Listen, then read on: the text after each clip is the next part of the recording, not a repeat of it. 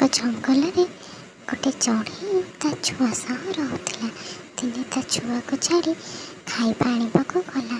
ଆରେ ମୁଁ ତ ଗହମ ଦାନା ପାଇଗଲି, କିନ୍ତୁ ମୋ ଛୁଆଟା ତ ଗହମ ଦାନା ଖାଇପାରିବନି, ତା ପାଇଁ କିଛି ମିଠା ଫଳ ନେବାକୁ ପଡ଼ିବ।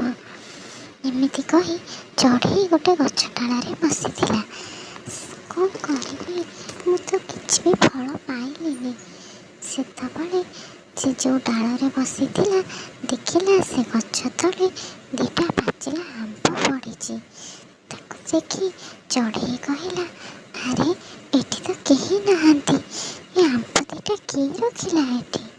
ଆକୁ ଦେଖି ଲାଗୁଛି ଏ ଆମ୍ବ ଦିଟା ବହୁତ ମିଠା ହୋଇଥିବ। ୟାକୁ ମୁଁ ମୋ ସାଙ୍ଗରେ ଘରକୁ ନେଇଯିବି, ମୋ ଛୁଆ ଖାଇବ। ଏତିକି କହି ଚଢ଼େଇ ଉଡ଼ିଗଲା ଆମ୍ବ ଦିଟା ନେଇକି। ଚଢ଼େଇର ଘର ପାଖରେ ଆଉ ଘର ଥିଲା, ଯେଉଁଠି କାଉ ତା ସ୍ତ୍ରୀ ସହିତ ରହୁଥିଲା। ଯେତେବେଳେ ଚଢ଼େଇ ଆମ୍ବ ଆଣୁଥିଲା, କାଉର ସ୍ତ୍ରୀ ଏସବୁ ଦୃଶ୍ୟ ଦେଖିଥିଲା। ଚଢ଼େଇ ଗୋଟେ ଆମ୍ବ ତା ଛୁଆକୁ ଦେଇ ଆଉ ଗୋଟେ ଆମ୍ବ ରଖିଥିଲା। କାଉ ଯେତେବେଳେ ତା ଘରକୁ ଆସିଲା, ତା ସ୍ତ୍ରୀ ତାକୁ କହିଲା, ଶୁଣୁଛ, ଆଜି ଚଢ଼େଇ ଦିଟା ବଡ଼ ବଡ଼ ଆମ୍ବ ଆଣିଛି। କେଉଁଠୁ ପାଇଲା କେଜାଣି ଏତେ ବଡ଼ ବଡ଼ ଆମ୍ବ? ପୁରା ପାଚିଲା ଆମ୍ବ, ବହୁତ ମିଠା ଲାଗୁଥିବ। ମୋର ବି ଇଚ୍ଛା ହେଉଛି ଆମ୍ବ ଖାଇବାକୁ। ହଉ ହଉ ତୁ ରହ, ମୁଁ ଏବେ ତୋତେ ଆମ୍ବ ଆଣିଦେବି। ଏବେ କେମିତି ଆଣିବ? ଚୋରି କରି ଆଣିବି। ଚଢ଼େଇ ଘରୁ ମୁଁ ଚୋରି କରି ଆଣିବି। ନା ନା, ସେ ବହୁତ ଚାଲାକ, ତମେ ଆଣିପାରିବନି। ଦେଖ, ମୁଁ ତାଠୁ ବି ଅଧିକ ଚାଲାକ। ମୁଁ କେମିତି ଆଣିବି ତା ଘରୁ ଆମ୍ବ, ତୁ ଖାଲି ଦେଖ। ଏତିକି କହି କାଉ ଉଡ଼ିଗଲା ଚଢ଼େଇ ଘରକୁ। ରାତିରେ ଚଢ଼େଇ ଶୋଇଥାଏ। କାଉ ଯାଇ ତା ଘର ବହୁତ ଅନ୍ଧାର ହୋଇଥାଏ। କାଉ ଯାଇ ଏପଟ ସେପଟ ବୁଲି ଆମ୍ବ ଖୋଜୁଥିଲା। ଆମ୍ବ ଖୋଜିଲା ବେଳେ ତା ଦେହ ଟେବୁଲରେ ବାଡ଼େଇ ହେଇଗଲା। ଆଉ ଚଢ଼େଇର ନିଦ ଭାଙ୍ଗିଗଲା। ଉଠି ଲାଇଟ୍ ଲଗେଇଦେଲା। କାଉ ଚଢ଼େଇକି ନ ଦେଖିକି କହିଲା, ଯାହା ହଉ ଲାଇଟ୍ ଲାଗିଥିଲା, ମୋତେ ଆମ୍ବ ଖୋଜିବାରେ ସହଜ ହେବ। ଚଢ଼େଇ ଶୁଣିଥିଲା। ଚଢ଼େଇ, ଆଚ୍ଛା, ତୁ ମୋ ଘରୁ ଆମ୍ବ ଚୋରି କରିବାକୁ ଆସିଛୁ ନା? ହଉ ରହ, ମୁଁ ତୋତେ ଆମ୍ବ ଦେଉଛି, ନେ ଆମ୍ବ ନେ ଆମ୍ବ ଖା, ନେ। କାଉ କହିଲା, ନା ନା, ମୁଁ ଭୁଲରେ ମୋ ଘର ଭାବି ତମ ଘରକୁ ପଶି ଆସିଥିଲି, ମୋତେ ମାରନି। ଚଢ଼େଇ, ମାଡ଼ ନୁହଁ, ଆମ୍ବ ନେ। ଏତିକିରେ କାଉ ଡରିକି ଉଡ଼ିକି ପଳେଇ ଆସିଲା। ଆସି ତା ସ୍ତ୍ରୀ ପାଖରେ କାନ୍ଦିଲା। ତା ସ୍ତ୍ରୀ କହିଲା, ଛି ଛି, ତମ ଦ୍ୱାରା କିଛି ହେବନି। ସେଠି ମାଡ଼ ଖାଇ ଚଢ଼େଇଠାରୁ ଆସି ମୋ ଆଗରେ କାନ୍ଦୁଛ, କ'ଣ କହିବି ତମକୁ? ହଉ ଚାଲ, ରାତି ହେଲାଣି, ଯାହା ଶୋଇପଡ଼ିବା। ଏତିକିରେ ସେ ଦୁଇ ଜଣ ଶୋଇପଡ଼ିଲେ। ତା ପରଦିନ ହେଲା। ପୁଣି ତା ପରଦିନ ରାତିରେ ଚଢ଼େଇର ଛୁଆକୁ ନିଦ ହେଲାନି।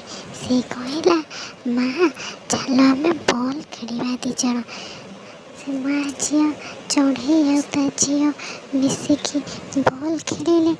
ବହୁତ ଜୋରରେ ହସୁଥାନ୍ତି। ଚଢ଼େଇଟା ଖୁସିରେ ତାଳି ମାରି ହସୁଥାଏ। ଏହା ଶୁଣି କାଉର ସ୍ତ୍ରୀ କାଉକୁ ଡାକି କହିଲା, ଶୁଣୁଛ, ସେ ମା ଝିଅ ଆଉ ରଖେଇ ଦେବେନି ମୋତେ। ସେ ରାତିରେ ଶୁଆଇ ଦେଉନାହାନ୍ତି, କେତେ ବଡ଼ ପାଟି କରୁଛନ୍ତି ଦେଖିଲ। କାଉ କହିଲା, ମୁଁ ଆଉ କ'ଣ କରିବି? ସେ ତାଙ୍କ ଘରେ ସେ ପାଟି କରୁଛନ୍ତି, ଆଉ ମୁଁ ତାଙ୍କୁ କେମିତି ମନା କରିବି? ତାଙ୍କ ଘରୁ ବାହାର କରିଦେବି। ଏତିକି କହି କାଉର ସ୍ତ୍ରୀ ରାଗିକି ଯାଇକି ଗୋଟେ କରତ ଆଣିକି ତାକୁ ଦେଲା। କହିଲା, ଯାଅ, ସେ ଯେଉଁ ଡାଳରେ କରିଛି ଘର, ସେ ଡାଳକୁ ତମେ କାଟିଦେବ। କାଉ ତା ସ୍ତ୍ରୀ କଥା ମାନି ସେ କରତ ନେଲା। ଉଡ଼ି ଉଡ଼ି ଗଲା ସେ ଚଢ଼େଇର ଗଛ ଯେଉଁ ଡାଳରେ ହେଇଛି ସେଇ ଡାଳ କାଟିବାକୁ। କରତର ଶବ୍ଦ ଶୁଭିଲା। ସେଇ ଶବ୍ଦରେ ଚଢ଼େଇର ନିଦ ଭାଙ୍ଗିଗଲା। ଆରେ कि ଶବ୍ଦ ହେଉଛି ଏ ଘରେ ଚୋର ପଶିଛି ନା କ'ଣ? ଏହା କହି ଚଢ଼େଇ ଯାଇ ବାହାରେ ଦେଖିଲାରୁ କାଉ ତା ଘର ଯେଉଁ ଡାଳରେ ହେଇଛି ସେଇ ଡାଳ କାଟୁଛି। କହିଲା, ଆରେ କଳା କାଉ, ତୁ ମୋ ଘର ଭାଙ୍ଗିବାକୁ ହେଇଛୁ? ହଉ ରହ, ମୁଁ ତତେ ଏବେ ଦେଉଛି। କାଉ କହିଲା, ଆରେ ନା ନା, ମୋ ଘରେ ଜାଳ ନଥିଲା ତ ରୋଷେଇ କରିବାକୁ, ସେଥିପାଇଁ ମୁଁ ଡାଳ କାଟିବାକୁ ଆସିଥିଲି। ଡାଳ କାଟୁଥିଲୁ? କ'ଣ ମୋ ଘର ଯେଉଁ ଡାଳରେ ଅଛି ସେଇ ଡାଳକୁ କାଟିବାକୁ ଆସିଥିଲୁ? ତୁ ଅତି ଚାଲାକ ଭାବୁଛୁ ନିଜକୁ। ରହ, ତତେ ଦେଉଛି। ଏତିକି କହି ଚଢ଼େଇ କାଉକୁ ଆଉ ଯେତେ ମନା କରିବି ଚଢ଼େଇ ତାକୁ ମାରି ଚାଲିଲା। କାଉ କଷ୍ଟରେ ଉଡ଼ିକି ତା ଘରକୁ ପଳାଇଲା। ଯାଇକି ପୁଣି ତା ସ୍ତ୍ରୀ ଆଗରେ କାନ୍ଦିଲା।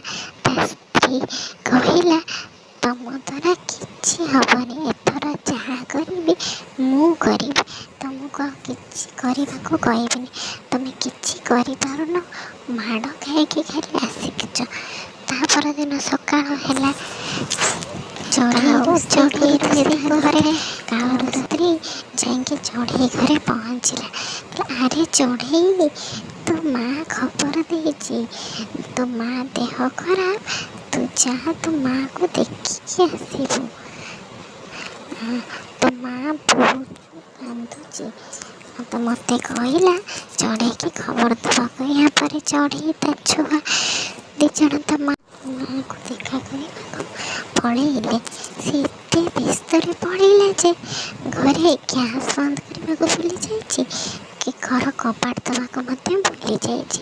କାଉର ସ୍ତ୍ରୀ ଏହାର ସୁଯୋଗ ନେଇ ତା ଘରେ ରହି ସବୁ ଜିନିଷ ନେବାର ପ୍ଲାନ୍ କଲା। ତା ଚଢ଼େଇ ଘର ସବୁ ନେଇଯିବ। କାଉ ସେତେବେଳେ ଆସି ଚଢ଼େଇ ଘରେ ପହଞ୍ଚିଲା।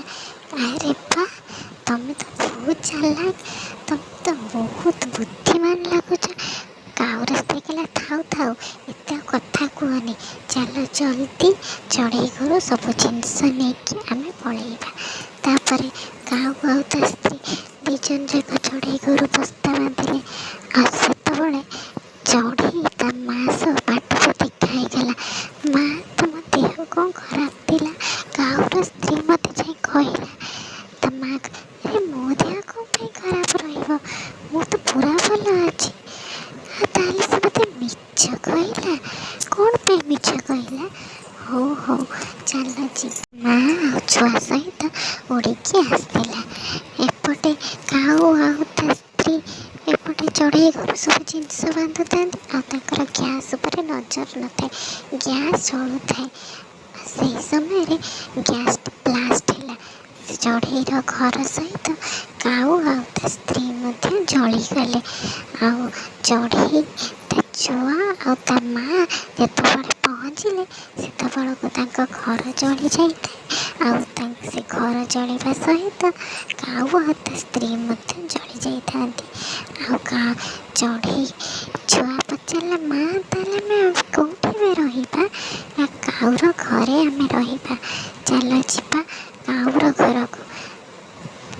ତା ମା, ଚଢ଼େଇ ଆଉ ତା ଛୁଆ ତିନି ଜଣ ଯାଇ କାଉର ଘରେ